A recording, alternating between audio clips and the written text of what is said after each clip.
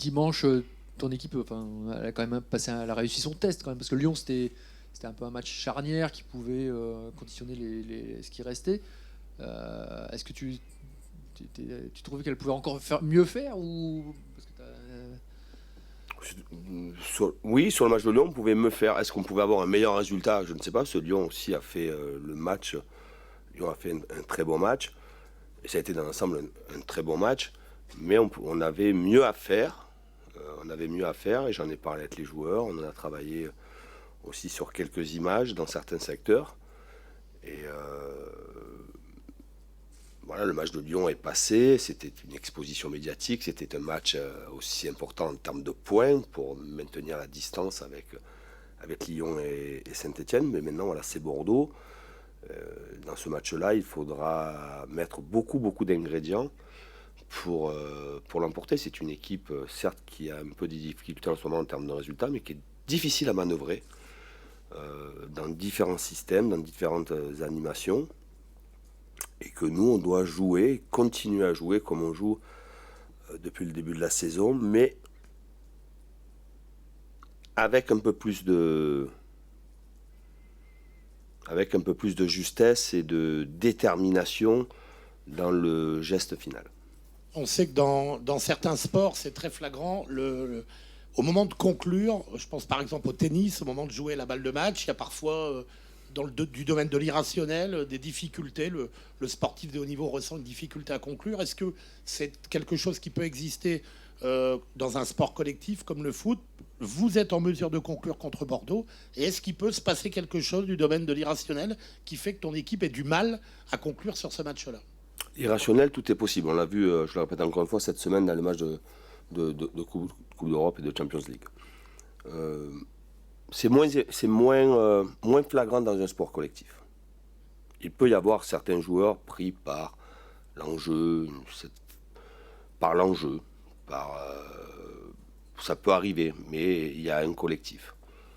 Et pour me rappeler sur les matchs charnières de la saison, on a toujours répondu présent. On a répondu présent, si je parle des derniers matchs, on a su répondre présent contre Paris dans des circonstances très favorables, mais on a su saisir cette opportunité-là. Contre Nîmes, qui était un match aussi charnière pour enchaîner derrière le match nul de Toulouse. On a su répondre au présent. On a été présent aussi sur le match de Lyon. C'est l'environnement qu'il faut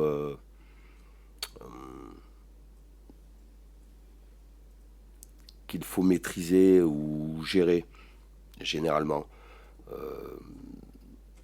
Nous, techniciens, que ce soit avec mon staff médical, tous les gens qui entourent cette jeune équipe, ont fait en sorte de n'exercer aucune pression.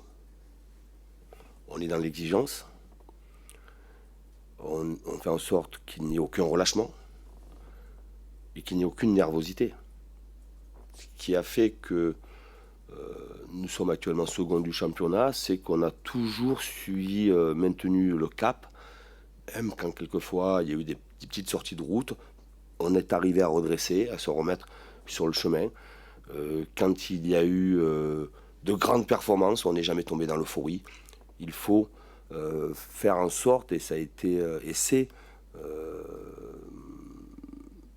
de ma responsabilité, de ne pas être dans le relâchement et dans l'excitation. Je le dis souvent, avec le relâchement, on s'endort. Tranquille, on s'endort. Quand on est dans l'excitation et dans la nervosité. Et donc le geste technique, à ce moment-là, il est moins juste. Il faut être froid et continuer à se comporter et à jouer comme on joue depuis le début de saison.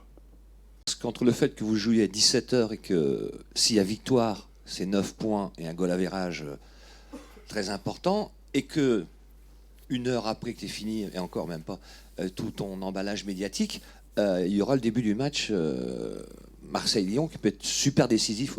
Comment tu vas faire pour tout ça? Est-ce que vous avez prévu quelque chose, peut-être pas forcément avec les joueurs, pour passer un petit peu tous ces échéances?